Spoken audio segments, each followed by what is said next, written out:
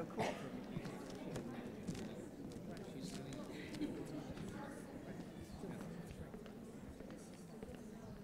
We're live? All right, Kyle, thank you. I think I actually printed this large enough that I don't have to put on my reading glasses. So, good evening. It's wonderful to have you all here tonight joining us. My name is Evan Lurie. I am the chair of GUN's Parent Ed Committee. I'm going to ask you to please take a moment to turn to your left or your right, whichever way is not with someone with whom you came, and introduce yourself to your neighbor and share one thing that you hope to learn tonight.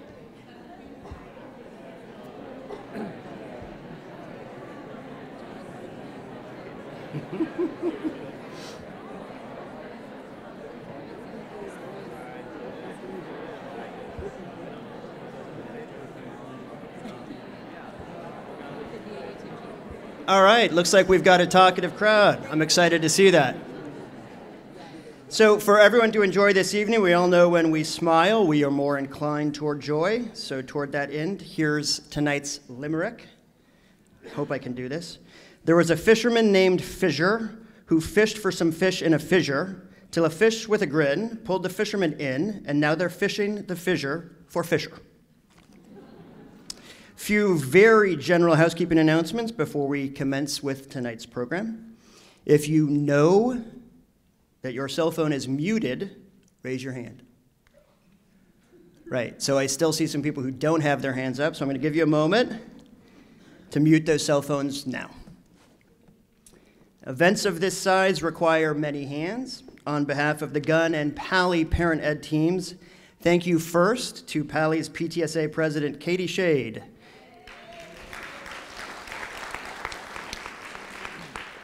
and GUN's PTSA President Sigrid Pinsky. Sounds like the GUNs have it. We benefit from the leadership. I'm from GUN, what do you expect? We benefit from the leadership and support of Palo's principal, Kim Diorio, acting Palo principal, Pancho Rodriguez, and GUN's principal, Kathy Lawrence. This beautiful facility is ably staffed by Dean Bunderson and Kyle Langdon. Dean and Kyle, thank you. For tonight's event, Andrew Mellon is capturing video, which will ultimately be posted online. Several volunteers stepped up tonight. Thank you to Jeanette Foley, Kershud Gandhi, Kimberly Ang Lee, Eileen Landay, Maria Abelak, Michelle Chen, Jen Schultz, Rebecca Sweat, Marco Rayner, and Nicholas Lang. Drafted as our last-minute Mandarin translator is Sakura Oh, who asked me not to mention her. Thank you, Sakura. Finally, tonight's program would not be possible without the steady hand of Charlene Margot, a seasoned parent educator who introduced us to Dr. Williams. With PTSA approval, we look forward to working closely with Charlene in the years to come. Thank you, Charlene. Introducing our panelists tonight is the job of our moderator, Dr. Don Williams. I will introduce Dr. Williams. He will introduce the panel. Dr. Williams is a child and adolescent psychologist in private practice in Palo Alto, specializing in the area of self-regulation disorders. Williams received his doctorate in clinical psychology from Rosemead School of Psychology in LA and serves on the board of Sunset Youth Services in San Francisco. Sunset Youth Services is a nonprofit that supports stability and growth among at-risk youth and families. Now, please help me warmly welcome Dr. Williams.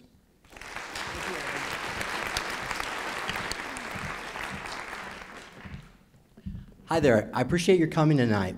About 2.5 years ago, I was approached by another high school here in the area, Sacred Heart, because that was early 2015 or mid-2015 when there had been a big crest in the suicides here. There started the concern over kids' mental health was really starting to kind of come to the forefront, and they approached me to ask me if I had any ideas for mental health interventions. So there were a couple of things that crossed my mind. One is I had just read this study that number one, they polled a bunch of people who had been deemed successful in some way, and what they asked them is, was your path to success a pretty linear one where you kind of knew what you wanted to do when you were young, and you went to the school you wanted to go to, and you had a job you wanted to go to, et cetera, et cetera.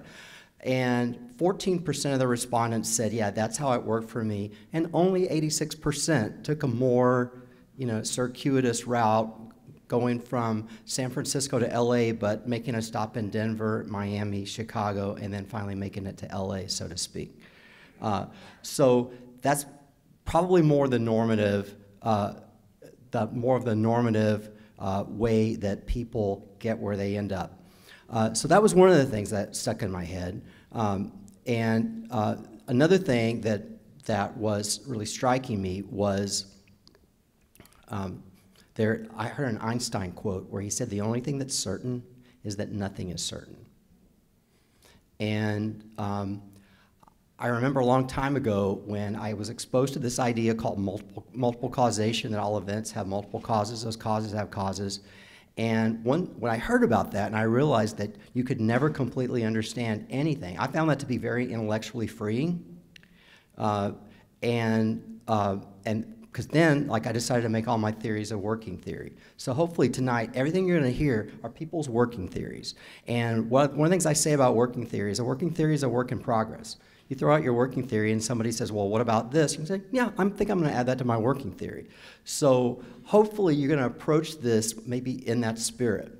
The other thing that happened around that time is somebody had told me that Google had undergone an evolution in their hiring practices where they had originally had some very narrow, stringent standards for hiring, and then they'd done some sort of a study where they basically determined that all their criteria that they'd used before, many of them were not predictive of being successful at Google, so they scrapped that. And in fact, during a couple of the other panels I've had, I had a Google recruiter who came and talked about that.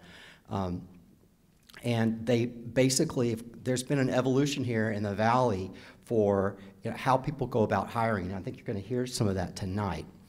One of the things I want to do before introducing my panelists is, as Evan said, I specialize in self-regulation. I'm going to ask you for about 2 or 3 minutes of your time because I'm going to give you a quick sketch of the 3-level brain, and you'll hear why in a minute. Lowest level of the brain is all the automatic stuff to keep you alive: heart rate, respiration, any instincts to keep you alive, appetite, oxygen to CO2 ratio, and then fight, flight, freeze. The modes of survival are in your brain because it has to be automatic. Second level of the brain, there's a lot more going on in the midbrain. The hippocampus is the memory hard drive, so to speak.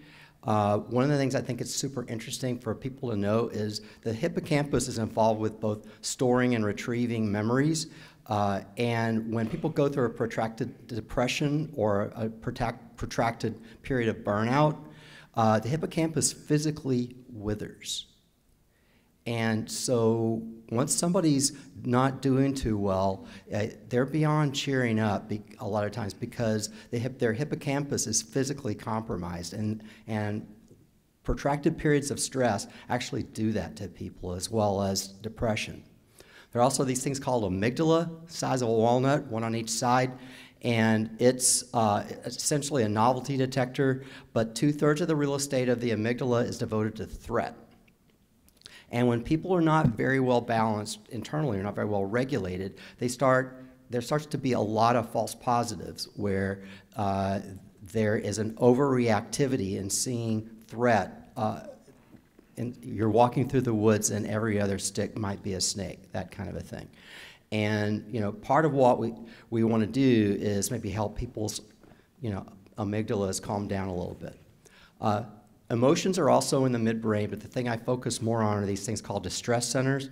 I call them the dominoes because they're pretty much like a row of dominoes that fire off in a chain reaction.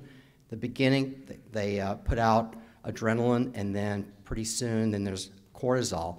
And when we're not well regulated, kind of all of our dominoes fall over, and we are literally flooded with stress chemicals.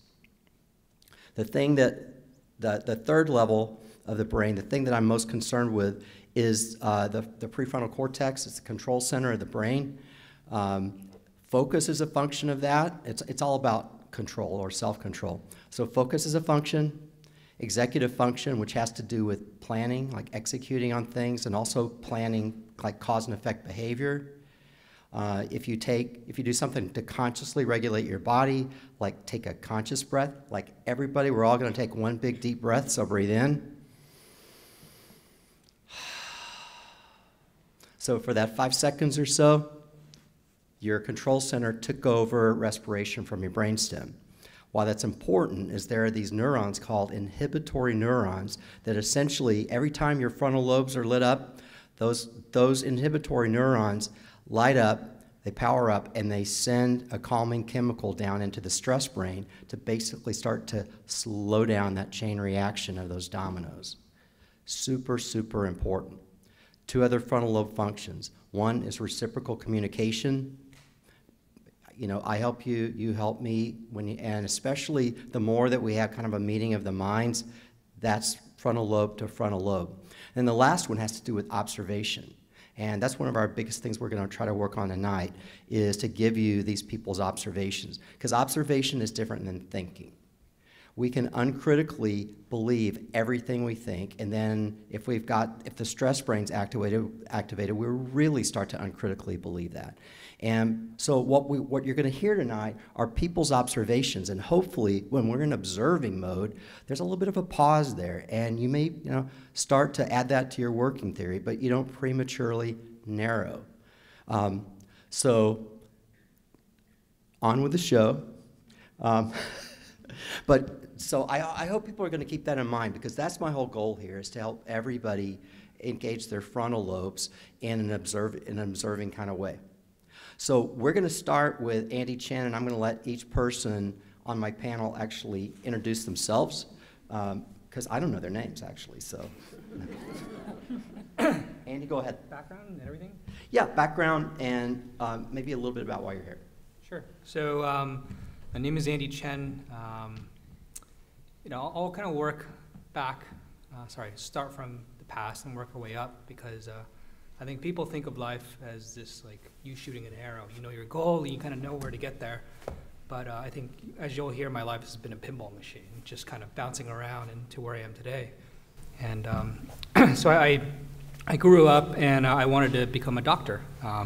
Or my mom wanted me to become a doctor. And doctor, lawyer, engineer, right? And I think growing up, I was the one that would love to go to IKEA and buy the stuff and put it together. I would take apart, God, I don't know how many things in the house and put it together. But I was very busy with my hands, and a big influence on my life was a close friend who was a lot older, and he became an engineer. So much to my mom's dismay, I ended up choosing to become an engineer and studied mechanical engineering. To get through college, I worked throughout college, to help pay for it, I mean. And by the end of college, I had a really good understanding of what engineering entailed. And I had an offer from Lockheed Martin, north of Grumman, and I think Raytheon at the time. So my mom was very proud. She was happy. I was the first generation to go to college itself. But I gave it up. I turned down all the offers because I remember this. A week before school, I got a call out of the blue, because at the career fair, I dropped off a resume at one of these stands, and the recruiter found it. And they called me and they said, hey, we found your resume. You seem like you're very technical. How would you like to consider joining a recruiting firm as a recruiter? And I was like, I didn't know that was a job at all. And so I was like, sure, let's find a time to do a call. I ended up missing that first call because I was underground in a lab. And I called the person back, and they said, oh, no worries. I knew that at this point they were really desperate to hire someone, because they met me that day, and then they flew me up to the company the next day, and they gave me an offer that night to join them. The company is called Riviera Partners. It was only 3 or 4 people at the time, and the reason why I took the offer and turned down the Lockheed Martin offer, even though this recruiting firm paid nothing, literally. It was full commission, and my other offers were a lot more, was because they said, hey, why don't you come help us build the firm, and we'll teach you everything we know. And I knew deep in my heart that I wanted to become an entrepreneur one day, or work closely in that field, and I knew that working at Lockheed Martin was not going to get me there. in working on those projects. So I turned it down. I didn't even tell my mom about this, and I accepted the offer and became a recruiter. And ended up being the top recruiter at the firm, and we were very lucky. We ended up being right next to Facebook's first office, right next to Palantir's first office, and ended up growing to be one of the largest recruiting firms here in the Bay Area. And I was part of that. I think at 23 or so, I had managed a team of 16 people. It was a dream come true in regards to a career. After that, I went to the CIA. That doesn't make any sense. But in college, I used to work on weapons design, and they recruited me to do that. I'll leave it at that. This is being recorded, right? Okay. And I'll leave it at disseminated, that. yes. Okay, good. And after that, I joined a company called Kleiner Perkins. So at Kleiner Perkins, I'm one of the recruiting partners. So I focus entirely on building our company's leadership teams. And Kleiner Perkins is one of the large VC firms in the area. So it makes no sense. Doctor to engineer to recruiter to weapons designer to VC/recruiter. So there you go.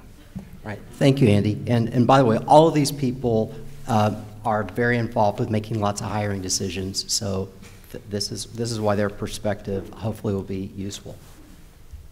Zena? Hi, I'm Zena Freeman, and my journey has been, well, it started on the East Coast, so I grew up on the East Coast. I moved out to San Francisco after spending a summer in the Bay Area, and after I graduated from college, a small liberal arts college where I had a degree in history, and I came out to San Francisco with my parents getting very nervous because I knew no one in San Francisco, and without really a clear path to what a history degree might lead me to do. And I started talking to people, and I ended up working for a very small company in international trade. I was interested in Asia. What happened there, which is kind of the story throughout my career since then, was never actually had a job that existed before I had it. So both there, this small trading company where I spent time working on developing businesses for food and the sort of emerging wine business in Northern California, which I also had no experience in, but learned about, led me to subsequently going back and studying business and focusing on areas that I was interested in, particularly consumers. So I focused on some marketing skills and some operations management skills. Came back to San Francisco and was looking around. I had some folks who had said, gosh, you especially with operations management, you should work someplace like Boeing or Lockheed Martin. And I said, you know, I don't personally relate to that. I don't think I'm going to enjoy doing that. And I love fashion, and so I met some executives at Gap Inc.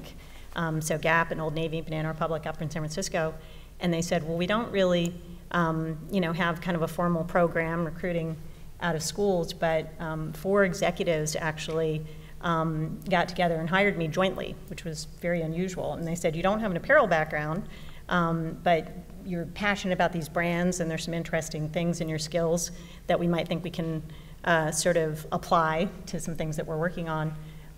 And so they hired me jointly, and that really changed my kind of trajectory after that.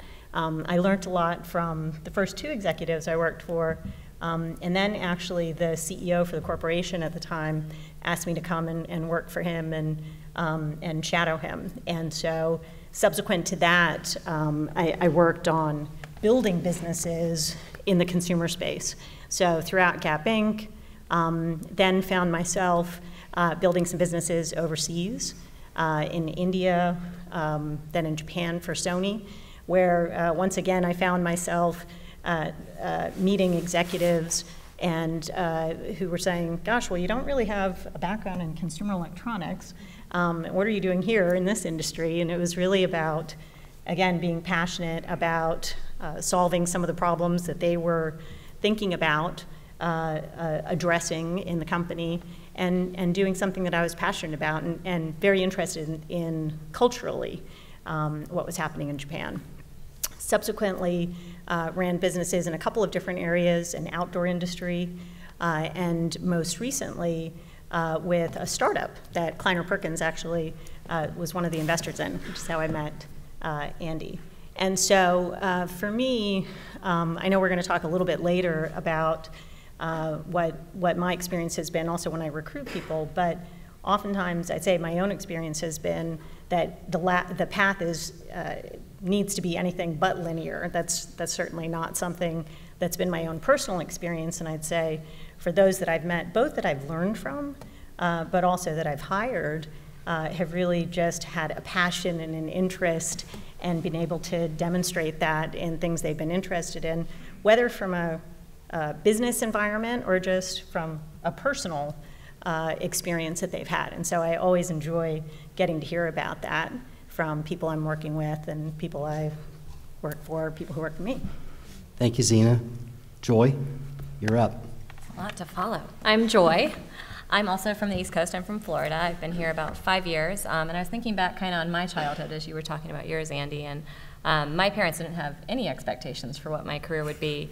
But I was very internally pressurized, and I really wanted to grow up because I knew when you grow up, you got to buy things, and you didn't have to, babysit. You could figure it out because you'd make money. So I was very focused on growing up. And so I graduated very early from college because I did dual enrollment in high school, and immediately got a job. I couldn't find a job, but ultimately found a job at Nordstrom selling shoes. So I had this really shiny college degree and started selling shoes, which was kind of humble pill number one, that college degree doesn't provide the perfect path that you planned for. And I continued to apply and apply and apply for HR jobs, which was my degree, and ultimately did get a job in an HR department at a very large healthcare system in Florida, and was absolutely miserable. And I think we'll probably talk about that a little later, but it's really just taught me a lot about the interview process and interviewing for your own culture and fit in a company as much as they're interviewing you. So I very much failed at that setup, and then actually switched back to Nordstrom for 3 or 4 years and just learned a lot about culture and engagement and how companies can empower at a very low level. I mean, I was a salesperson on the shoe floor, and I felt like I had my own book of business, and it taught me so much about how to scale, how to teach people to provide top-level customer service, and that really parallels into any industry. So from there, I ended up switching to a semiconductor company, which ultimately brought me to Milpitas. So I lived in Milpitas for a couple years, and then, and kind of my passion around growing and culture and just wanting to be extremely challenged, I decided to switch to a startup, which I did for a couple years in Mountain View, and then also switched to a startup that Kleiner Perkins funded about a year ago. And yeah, I'm a transitional consultant today at Splunk. Our company just got bought by Splunk, and so really exciting exit recently. So I kind of don't have a job now, but I kind of do. I don't know how you define that, but so if anybody's hiring, I'm ready. If you're hiring, you can see Joy afterwards. She'll be down at the lower part of the stage there. Thanks, Joy. Yeah. John? Hey, I'm John. Do you have a last name, John? McCormack. To share? Okay, I know that seems personal, but we should share that. Okay. Thanks. Thank you, Dr. Dawn. So I'm probably the closest to kind of garden variety engineer, kind of sort of Silicon Valley software path amongst the set of us. But I grew up in outback Queensland in Australia, where the entire college selection process was like, I got into college, I guess I'm going to the close one. But from there, just sort of got lucky a few times over and have been fortunate enough to have leadership positions in a number of large Silicon Valley companies. So starting off at Oracle, then after that, a bit of time at leadership role at Amazon, Apple, HP, and some time at Google as well. So I've got sort of the luxury of, I've both done a lot of hiring, but I've also been hired by a bunch of these like large tech companies. And the thing that I'm personally, I think, most interested in, as I think about hiring, is this transition from back sort of 20 years ago when a lot of the software industry was getting started. It really was a single person sport where you could have one person could dream up this magical idea, code it up in their basement, and turn that into a company. And as a result, social skills were significantly devalued, and it really was this deeply technical trade. But now, if you look at the software or the hardware industry, there are hundreds, if not thousands, of people involved in any major product that gets built. And so it really is moving from this pure technical set of requirements to a, I would say that the liberal arts type skills are, and just the basic humanities becoming increasingly important in being able to drive results here. Thanks, John. One of the things that all of you, because all of you have a lot of experience with hiring, and so a lot of experience with interviewing, I'd love to hear you guys talk a little bit about when you're interviewing candidates. What's your approach? What are you looking for? How do you know when you're getting what you're looking for? How do you know when there's a counterfeit? I'm going to start with you, Zena. Sure. As I mentioned a little bit about my own background, I've worked across a number of different industries and a number of different countries, actually. I don't have a singular approach and a singular kind of checklist because it's been so varied in the different circumstances I've been in. When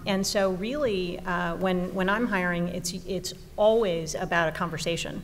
And particularly what I'm always interested in is understanding from a given candidate, first and foremost, what are they interested in, what are they excited about, and more often than not, in addition to kind of sharing a little bit contextually, usually about the company or situation, I really like to hear from candidates, with regard to what questions they have, not only to kind of share and hopefully be helpful, but really to hear about what is it that they've been thinking about, what's drawn them to a particular circumstance. And I think that also helps me get to something that is sort of authentic with regard to what are they feeling, what are they passionate about, what are the things that this person is excited about. And are you talking about just in work, or are you talking about in life? Really in life, because I think there's so much that you can learn about a person with regard to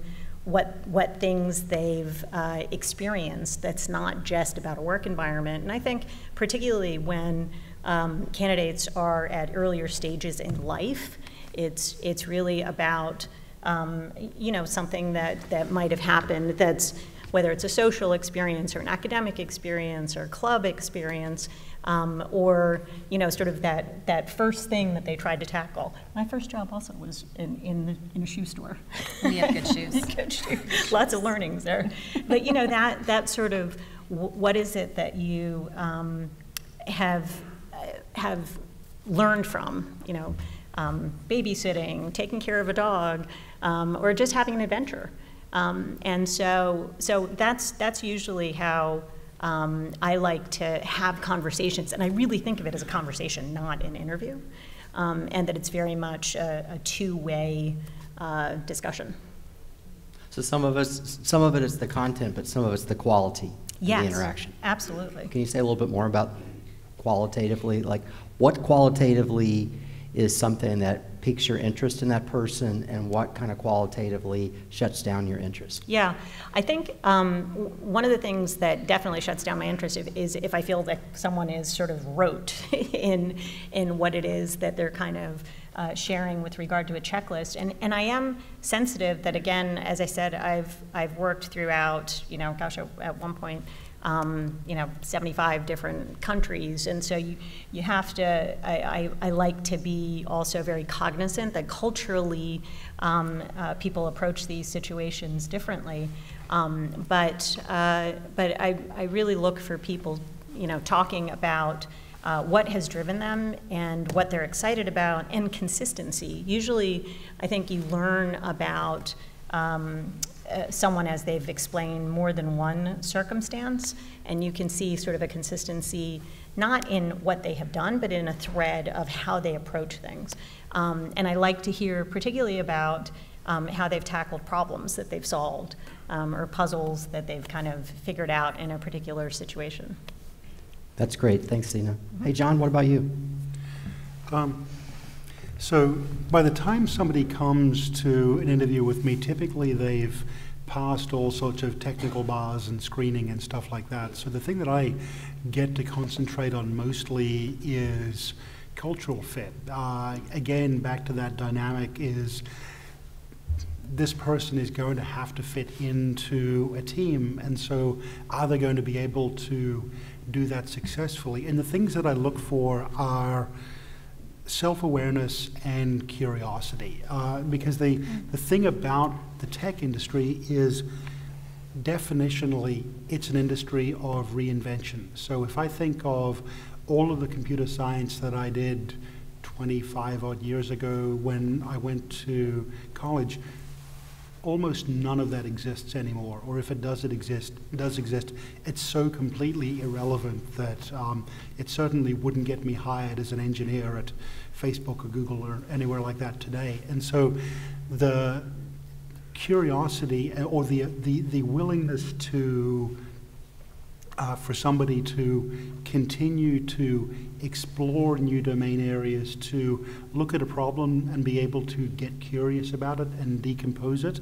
and for somebody to be self-aware enough to understand what they're good at, what they're not good at, and so typically tend to ask a lot of questions around, what are people's successes? What are people's failures? And similarly, the rote answer is always a bad answer. That if you, we all sort of get this bad interview advice of like, oh, prepare, if somebody asks you for a failure, prepare some kind of vanilla failure answer.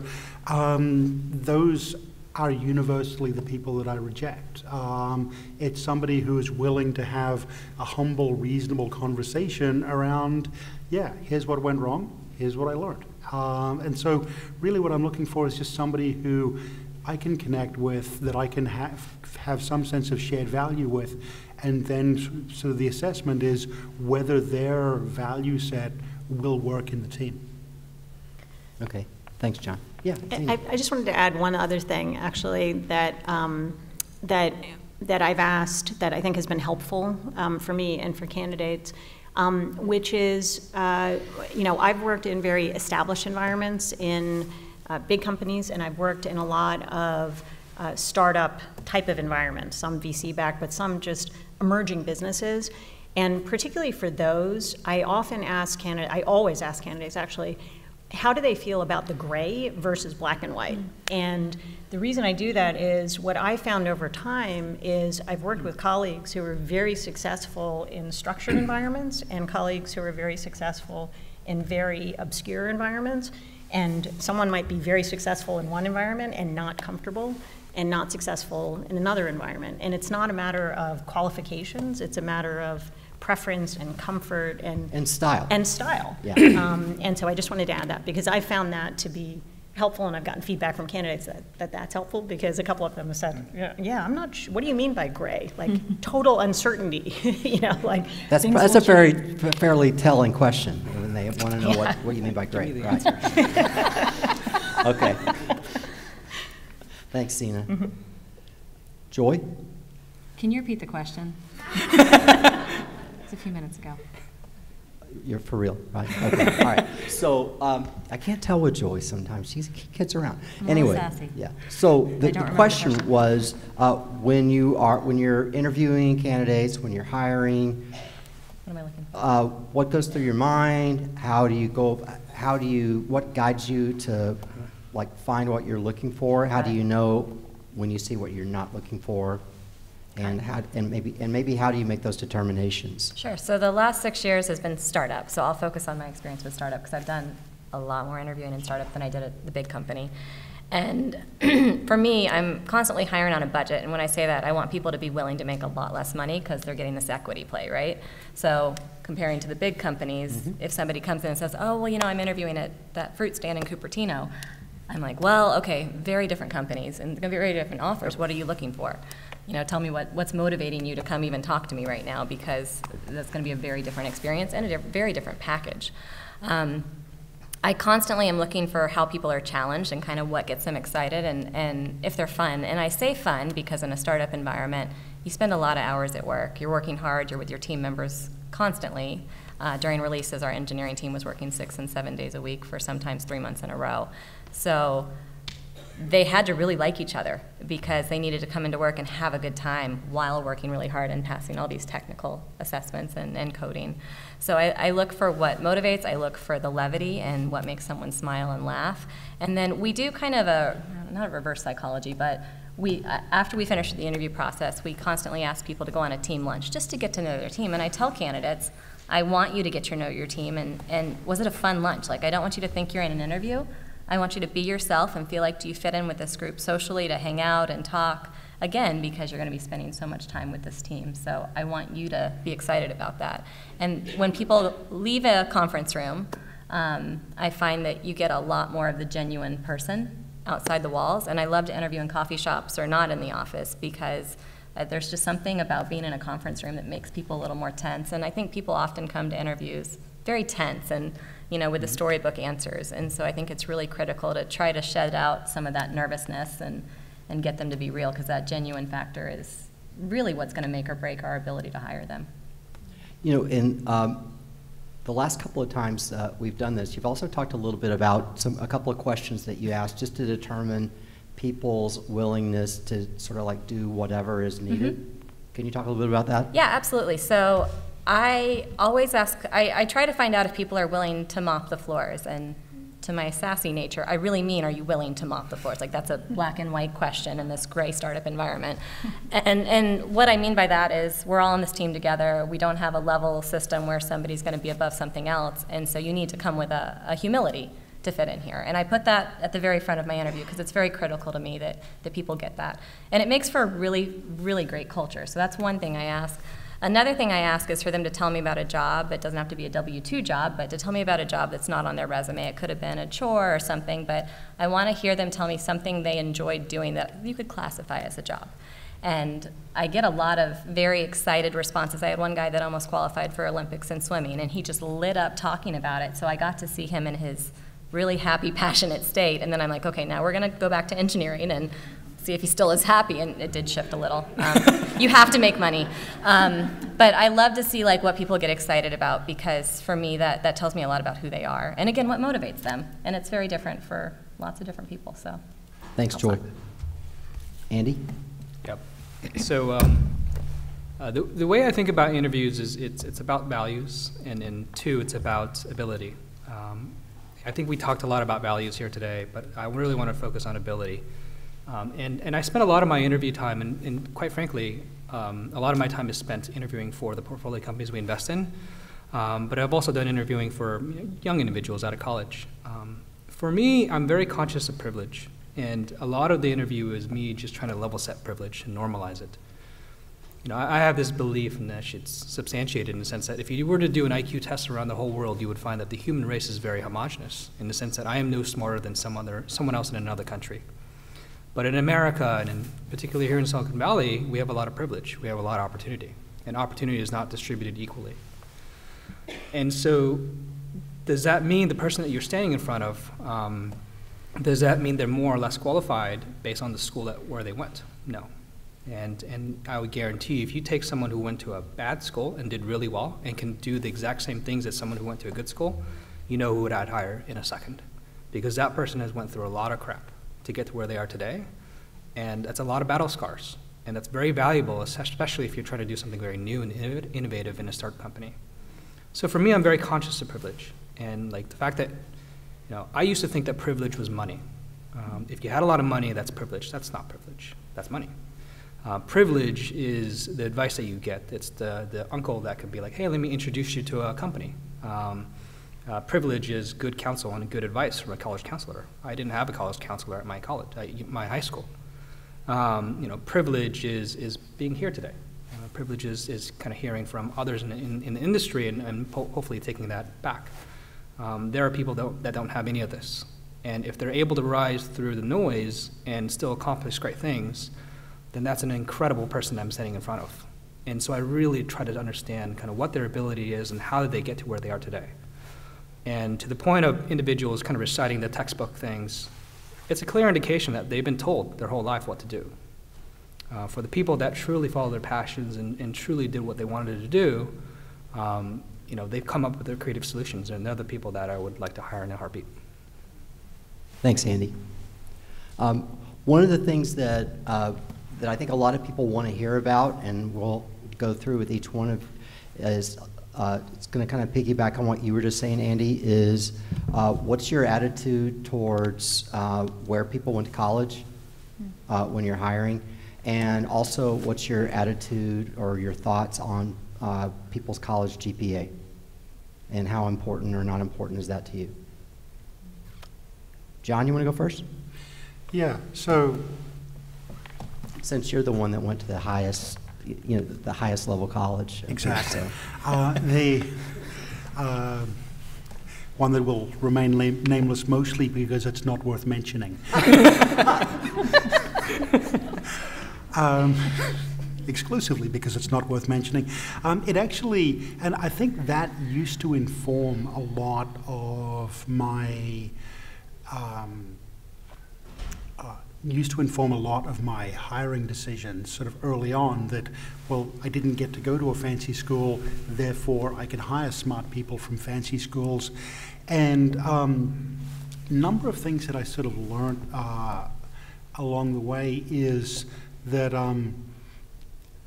a lot of what we deal with in the tech industry is figuring out how to overcome failure, because it's like we're solving new problems, and so by definition, lots of failure happens lots of the time. And the thing that I would find when I would hire these sort of purebred racehorses out of, pick your fancy school, is the resilience to failure wasn't very high. That people would sort of, that these were folks who had seemingly mathematically impossible GPAs their entire life, were told that they were the smartest, the best, et cetera, and then when it turns out that they get out into the big bad world and they suck at something, they tend not to do well. And so the thing that most of my sort of really truly successful hires are folks who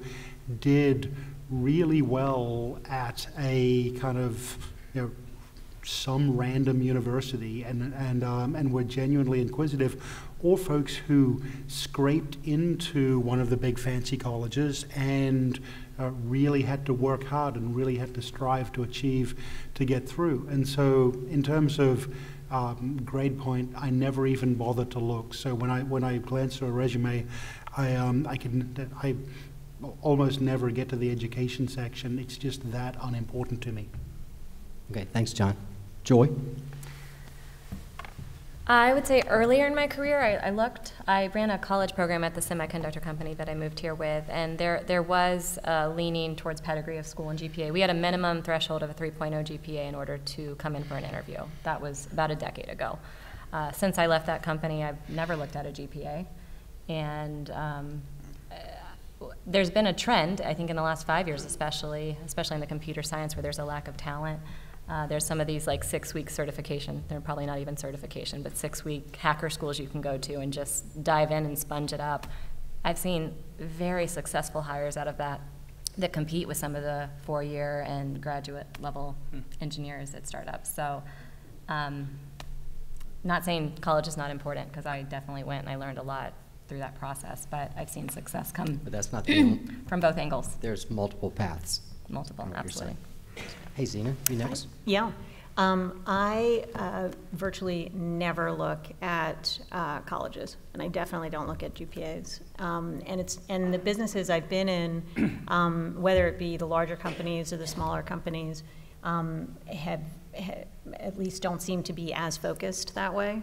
It's also not as degree focused, I think, in most of what I've done. So I really, and I think I mentioned earlier, I've been oftentimes in countries also where I'm not as, I wouldn't even be familiar with, what any particular institution stood for.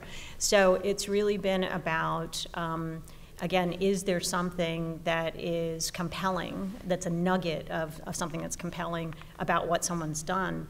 In one of my experiences in India, when I did a startup, and it was a new model for that market, so it was teaching a new skill set. I mean, even the functions didn't exist in that market. So I couldn't look at colleges. I couldn't really look for, do you have this label? So I was looking for, even more so, what is it that this person has done, both from what they've accomplished, a little bit of grit, a little bit of comfort with the unknown, and what applies. And so that similar thread has been what I look for. I've also oftentimes hired people that don't come from the function of what they're running. And again, it's... What do you mean by that? So, for example, in the kind of retail e-commerce world, where you have inventory management, you have sort of allocation inventory management, which is quite separate, for instance, from marketing or from merchandising, when you're kind of deciding what the products are that you might sell.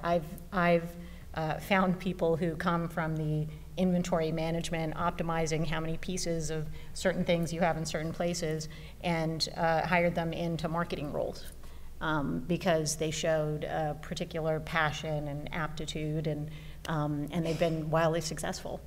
So has anyone noticed that how often Zena uses the word passion?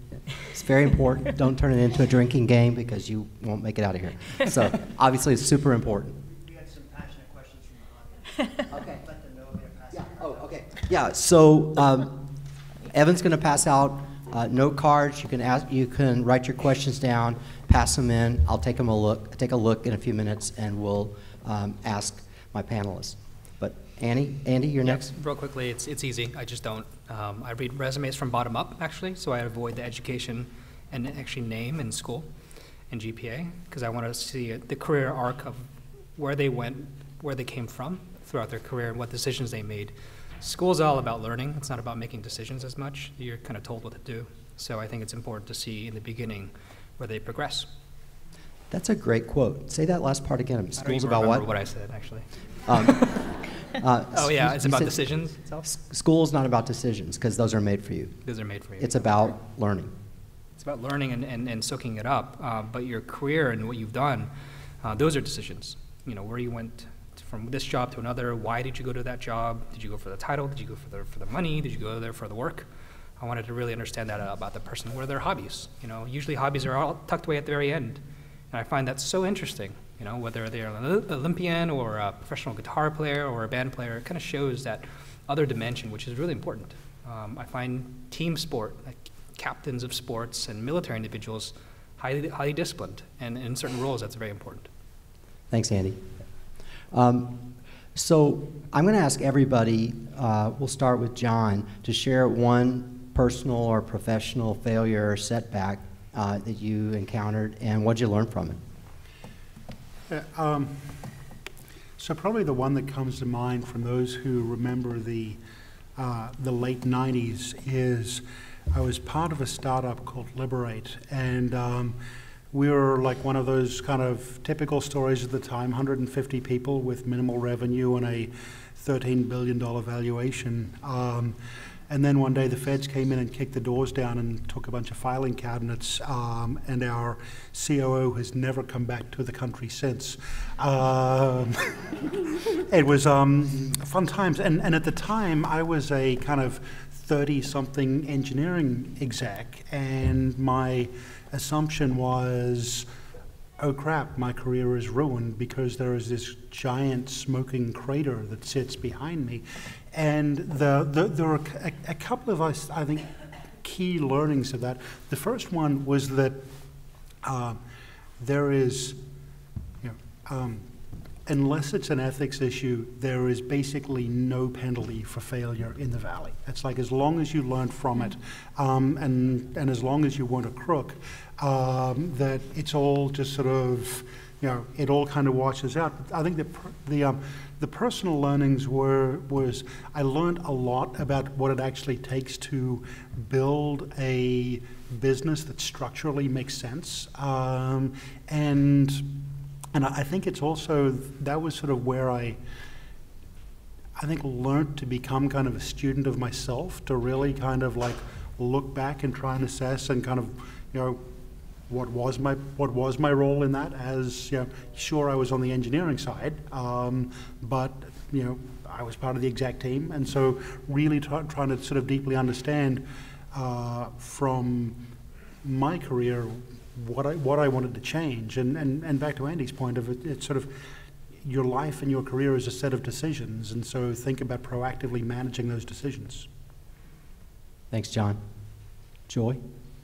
Yeah, so I think I mentioned in my introduction that I sold shoes at Nordstrom, and while doing that, I wallpapered Orlando, Florida with my resume, just desperately wanting to get an HR job because I'd worked so hard for this degree. And I did end up finding an HR degree, and it was in a data center. And there was a lot of keying of data. It did not require a degree, but it was an HR title, so I thought that's what I needed to do to check the box to start this career path that I so desperately wanted in growing up. And about 6 months in, I'll never forget, the head of the HR department, and it was a very large HR department, called me to her office, and she said, this is not working out. And I'm like, well, what's not working out? And she said, this isn't working out. You're walking a lot. I couldn't sit down long enough to do the data entry because I was so bored. My team was kind of boring. Hopefully no one was in the audience, but I wasn't having any fun, so I was miserable, so I had a bad attitude. I constantly wanted to have ideas for how to change their process at this big company, but nobody wanted to listen to my ideas, and so I was probably rolling in my eyes in some meetings thinking things weren't efficient. And ultimately it wasn't a good fit, but I was going to stay there because that was going to be my path to do this HR thing. So I got fired that day. And I'll never forget, I got a memo to my cute little apartment a week later, and they called it a resignation in lieu of termination, so I thought that was super thoughtful. But what it led me to was kind of humble pill number 2. I had stayed on part-time at Nordstrom, and I now didn't have a job, nor had I been actively interviewing for one. And I went back to Nordstrom and said, so can I come full-time again? And with open arms, they said, oh, absolutely, we love you here. You're great here. Sell shoes again. And so I started working at Nordstrom again, and I ended up running that path for about 3 years because I started to understand, probably from a bigger picture, that I really needed to get culture and learn management, and they had a wonderful management training program, and I thought, well, this would be a good place to learn, and maybe I won't end up in HR eventually, or I won't. And so, so I would say my fired story has been just brilliant for my own career because I do fire people in my job today. It's not something I like doing, but I can sit on the other side of the table and say, I've been there, and I relate to what you're going through, and sometimes it's about fit, and I hope you find a better fit. Let me help navigate some of that for you if I can. But that was probably my failure that kind of in hindsight was a huge blessing for myself in my career. Thanks, Joy. Zena? One of the things I was thinking about, an important lesson I learned, I was with one company for quite a few years, not quite a decade, but I was there for a couple of years short of that, and had lots of different jobs and moved between responsibilities, and I sort of thought at the end of this journey, gosh, I'm ready for a new challenge.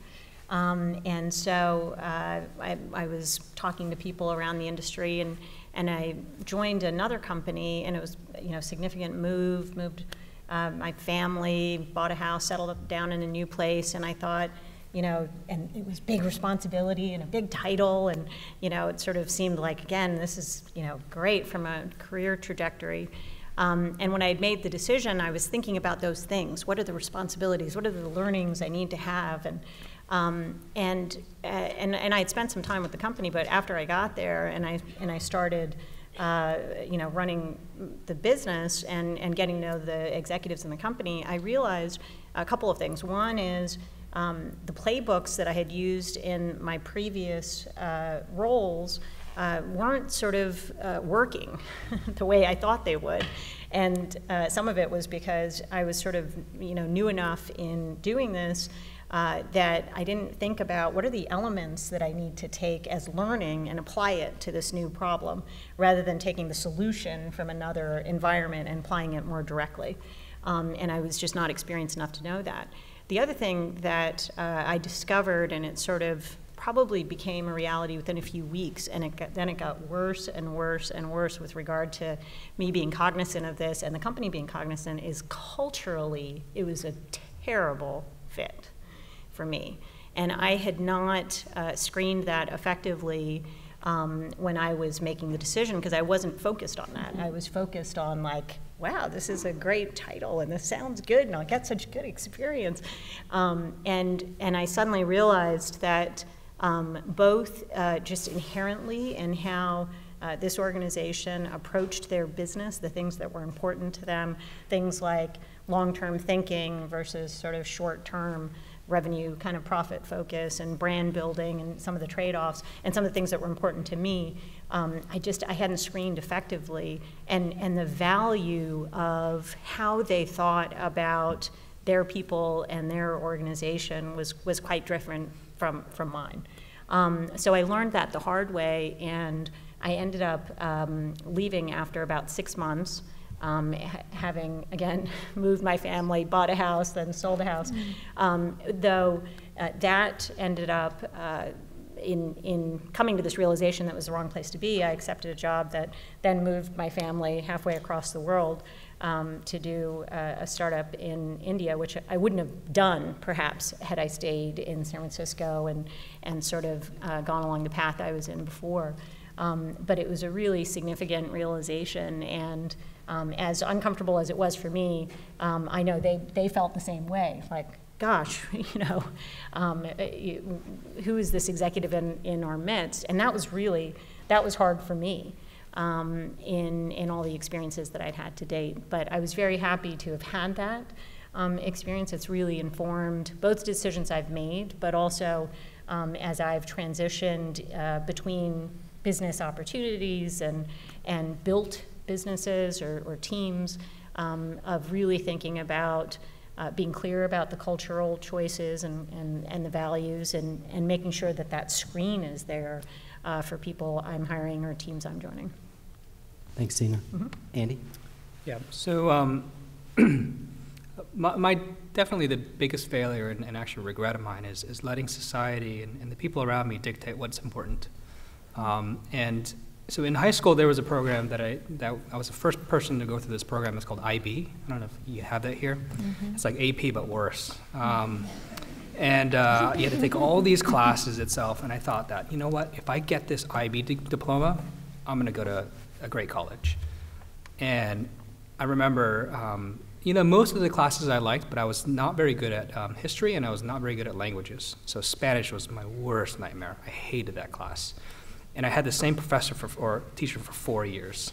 And talk about to what Dawn was talking about earlier in regards to like the lower brainstem, the kind of the lizard brain part. Because I was the president of a club, of the IB club, actually, ironically enough, and and I was taking a full load of classes my second semester of my senior year. And this is 3.5 years of just like garbage, going through this, trying to get all these classes through. And I was just massively sleep deprived. I remember staying up the previous night, probably to 2 or 3 a.m. working on my Spanish homework. And I roll into class, and I'm exhausted, and the teacher, who will not be named, she crossed out my paper. She would go around like checking the paper, and she just crossed it out and said, "You did not, you made one mistake, and you don't get any credit." And I broke down. I had a legitimate nervous breakdown. I was uncontrollably crying, and my whole world came crumbling down, literally, like heart racing. I ran out of there, and I ran straight to the principal's office, and I said, "I'm dropping IB." I did that because I couldn't control my emotions. Like all I wanted to do is get away as far as I can from this whatever's happening, even at the risk of later on that night, I was like, oh no, I'm not going to get into college anymore. I'm not going to get this diploma. What's going to happen to me? But the moment I dropped IB, I started doing what I wanted because I had time. I dropped Spanish, I dropped world history, and I had 2 extra periods to do what I wanted. And so I took a computer class, and I took a woodworking class, and I interned for the principal, and ended up being amazing because I did what I wanted to do, and I ended up still going to college. But I was chasing the diploma as opposed to chasing what was important, and I just couldn't think at that time. And so the failure definitely was just like letting the society dictate what is important to you, which was a piece of paper, as opposed to doing what I really wanted to do. And I regret it, but I think I've learned a lot from it, which is why now I'm on the board of a nonprofit called Challenge Success, which helps students kind of manage that stress, because there's when you are so stressed, you are literally on autopilot, and you can't think kind of broadly about your life. And it could become a big issue. So I'm happy to chat about that more, but, yeah. Thanks, Andy. We're going to move into answering questions. And this is one that's come up before. Somebody says, it almost seems that you're deliberately against brand name schools or name brand schools. Kids who go there also work very hard. Why is that a disadvantage? And why should you assume that they will not be as successful because they had the privilege of going there? So that's my question? Yeah, that's yours, dude. I never said that I hold it against them, but it's context, because they were given a lot of ability or a lot of resources to get to where they are today. And it's just important, because when you're comparing two individuals, you have to be conscious of kind of what they were given versus what they achieved. And so, if there are a lot of great individuals that work really, really hard to get into a great school, they got there all on their own, and that's great. And I'd love to interview and hire those individuals as well. It's not something necessarily I hold against them. Okay. John, do you want to add something to that? Yeah, so a few thoughts. So I think a subtlety here is the moment somebody has had their first job out of college, so somebody's graduated from college and they've been in the workforce for a couple of years, I would say that their degree then becomes utterly irrelevant. And but I think there is a subtlety of when I interview somebody who is a graduate who is just coming out of college, that's the time where I would think that I would sort of be more likely to care about what college they came from. What I'm more interested in, regardless of what college they come from, is can they actually tell a personal narrative about who they are, in terms of, because like you sort of every now and then I'll see a resume that is literally just like, I got a bachelor's degree from fancy school, done, end of story on my resume. And the thing that I'm much more interested in seeing is what your internships were, what you did on your summer work. Did you actually learn to do sort of a good day's work for a good day's pay? Are you willing to sort of pull on an oar and be part of the team? So I guess I'm not anti, I just don't see it as massively relevant. Thanks, John. We're going to move on to another question here. Several people were saying that, yes, you said GPA and which college the person went to is not really critical, but some of the people are saying that some of their kids have had the experience of not being able to get even a phone screen unless they meet some sort of an arbitrary GPA threshold. Andy, do you want to? Yeah, so I got my first job because I cold called the hiring manager. I think I got my second job cold calling the hiring manager as well too. So I think by the time I graduated college, cold calling the what? Cold calling. Back then, picking up a phone, calling someone. I know that. What's the next part? What'd you say? Cold calling them again as well too. The hiring manager. Not rotary dial. Okay. Those were so cool. Yeah, that sucks. But again, it's like if you're not getting a response, are you just going to give up? Right? Or are you going to try creatively to get in front of the decision maker, right? I went through this exact same process in college. As a sophomore, I tried to get into this job I applied a lot of places, but no one was accepting sophomores at the time. So I was like, I had a decent GPA. It wasn't the greatest. And so the resume black hole was literally a thing. And so I ended up just like reading a bunch of articles, and then at the end of one article, I was like, oh, you know, hey, this person who's mentioned it, I found their phone number, and I called them. And I just said, hey, do you mind if I send you my resume? And he ended up being the director to a lab in Los Alamos. But just like think creatively about how to get your resume in front of someone. You know, if you have the ability, you have the drive, then you know, circumvent that resume black hole. Do you want to add something to that, Zena? Yeah, I mean, my experience was the same. So I mentioned when I moved out to San Francisco, I didn't know anyone. I had the experience of having worked in a small shoe store in New Jersey where I grew up. And I did the same thing. I really thought about what am I interested in? And without having business experience, I was looking for businesses and companies, some large, some small, who engaged in trade with the Pacific Rim. And you know, I met some people and said, you know, I want to develop these markets for you. And people said, but you know, a lot of them said, but you don't actually have any experience in doing this. But I really, over time, both in getting feedback and researching, you know, sort of wrote letters in addition to sending my resume out about what I was interested in and how I thought I could help them. And really that's what ended up resonating, and frankly that's been a little bit, as I said earlier, I haven't actually ever had a job throughout my career that existed before I had it, and that's been much the same path of meeting people saying, this is what I'm passionate about, this is what kind of seems interesting, and are you working on something that might be able to take advantage of these things? And so I would encourage people to think about that, and if it's something that really does resonate with them, I feel like that comes through. So Joy, you have gone through a lot of resumes in your time, right? Mm-hmm.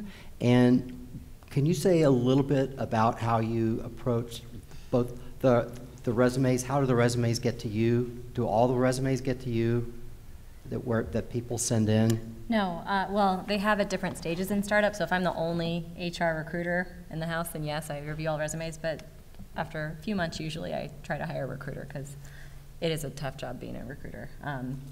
And when technology came into play, I think it went from phone calls and more of the soft approach into, you know, you can go on LinkedIn and apply to 20 jobs probably in the next 5 minutes. It's just click, click, click, click, click. And so people are just kind of spamming you in a way for whatever they can find. And so we did add some integration on our side where we're asking more targeted questions beyond the resume where we're trying to get to know somebody. I completely skip the resume and go to those targeted questions because that's really is going to give me that interesting factor on, is this going to be worth, you know, worth their time and our time to bring this person in. You know, the resumes, I think when I do look at them, it's not for longer than probably 20 or 30 seconds. Okay. Hey, another person asks, how do you look at kids who are straight out of school who have no work experience? John? Good question. So based on what else they're doing, that if they've just spent 4 years in school and they can't articulate that they've been part of any club, had any interesting summer job, et cetera, then there's just not a whole lot to see regardless of where they went to school. But whereas if you find somebody who after 4 years who's got an internship, and it doesn't need to be a fancy internship, it doesn't need to be like, ooh, I got one of the vaunted summer internships at Google or any of the other name brand companies, but they figured out something that's relevant in their field, or even not particularly in their field, but like that will give them social skills. Something that is particularly useful to me is anyone who's spent any time in any kind of a service industry. That could be retail, that could be sort of they did some IT consulting on the side, something like that to develop interpersonal skills. But I think that one thing that I would encourage everybody to do is when they put their resume together, that it needs to be longer than just like, oh, here's the degree I got. It's like, try and establish a narrative over the last 4 years of what you actually did. Say just a tad more about what you're talking. Explain what you mean by a narrative for what you've been doing. So let's say you've got somebody who's doing computer science and ultimately wants to have a job in some software world. That if the narrative is, hey, I became really interested in computer graphics, and so I got involved in these 2 open source projects, and I couldn't figure out how to get an internship in the computer graphics world, but I got one at my sort of local Fry's Electronics equivalent doing PC repair and installation, stuff like that, because I needed money for the summer, and I showed a little bit of hustle to go figure out a way to get a job. The thing I guess I'm sort of fundamentally looking for is somebody who's curious and shows a lack of entitlement. I think there's a lot of misconception in the sense that I had this concept of it's not about the big deal, like in sales at least. You're not trying to land that big account because there's a lot of things that lead up to that. And how that translates is, I mean, I can't believe anyone has no experience. And quite frankly, if they don't, then that really says a lot about the person. But it's not about getting that first job, let's just say at Google, right? It's about what you do before and what you do to get there. I'm sure there's some curiosity there, whether you're coding on the side or doing projects or volunteering. I think I had 11 jobs by the time I graduated college. And my first job was a summer school teacher. I think I was 15 at the time. Just teaching English and math. And my second job was, what was I doing? I think I started my own company building PCs for lawyers and accountants at the time. My mom would drive me to a distributor, and I'd buy all the parts, and I'd go home, and I had my friends there in the garage, and we'd assemble the PCs, and we'd sell them. And the whole point of that was just to make money. I told this before, but growing up, because we didn't have a lot of money, we never ate out. And so fast food was really a treat for me. And so I'd love to eat Taco Bell. So I'd use the money, and I would bike down to the Taco Bell. I'd order whatever, gorditas and quesadillas. And then I'd bike back home, and then I'd eat them, and I'd hide the wrappers so that Mom wouldn't know. But I was very money-driven, right? But by the time I had graduated college, I had like all these jobs, and all those experiences compiled to, I think, I'm confident that those skills got me my first real job, even though the reality is I had already 11 real jobs. So I think there's just too much of this focus on that big deal, on that big win, when the reality is there's all these steps, and sometimes you just need to take these small steps to get to where you are. Yeah, so I mean, one of the things that you were just talking about, John was talking about, was somebody who's scrappy, somebody who can hustle.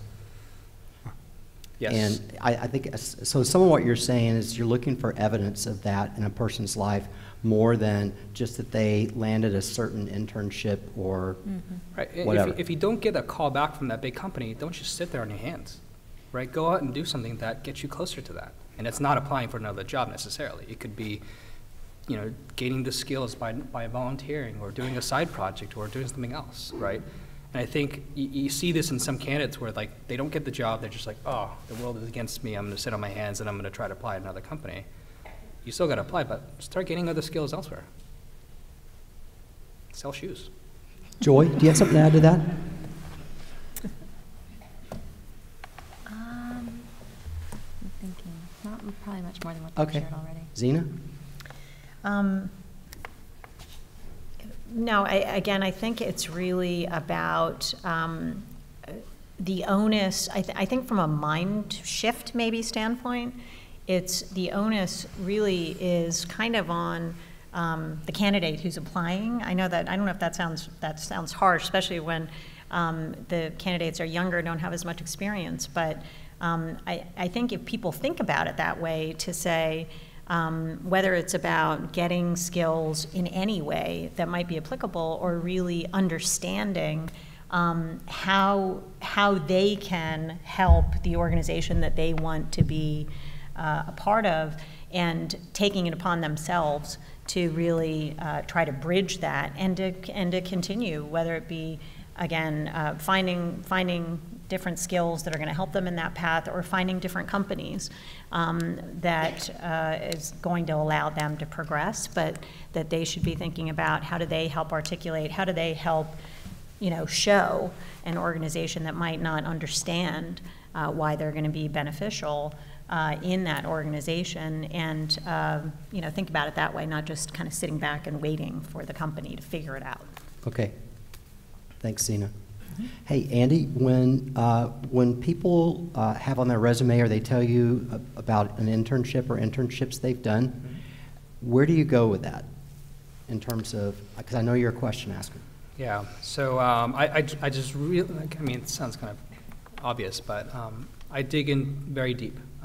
And, I'm a pretty broad knowledge individual, having spoken to a lot of people so far, but I asked them to dig into all the aspects of whatever. And it could be e-commerce. I've learned about all kinds of weird things there, about women's fashion. And for me, I'm just very curious. But if they can articulate it, that shows a depth, and there's a level of understanding itself. Because that's about the ability of what they can do. I have a certain set of values questions that I asked as well, too. But most individuals who interview stop at oh, tell me what you did. After that, I asked the second and third and fourth level question, what specifically did you build on that project itself? Who did you work with? What were some of the friction points? Did you fail? What was end deliverable? I really dig into it, because most individuals can answer the surface level question. But when you really dig into things and get people thinking, then you get to the substance of stuff. So, but I'm a pretty tough interviewer. John, do you have anything to add to that? Yeah, I tend to be less focused on what their achievements was during an internship, because often that's a crapshoot, right? I've seen in groups that have worked for me, some people are fantastic at getting good use out of interns, so the interns can tell this fantastic story at the end, and some managers aren't so good at utilizing interns, and so they don't have a great summer. The thing that I try and dig in on is, what did you learn about yourself? That sort of, you had this 3-month period sort of in the workplace. What did you learn about yourself that you kind of didn't know before? Do you like going to meetings? Do you hate going to meetings? Do you take direction well? How did you deal with failure? And so I tend to, sort of get the initial kind of warm-up questions of, tell me about the internship, what did you do, blah, blah, blah, blah, blah, but then kind of move it much more into a conversation about them and trying to understand how they personally grew. And again, this goes back to, is someone able to be a student of themselves or not? Thanks, John. So we're pretty much out of time for tonight. I'd love for you guys to give a big round of applause for this great panel.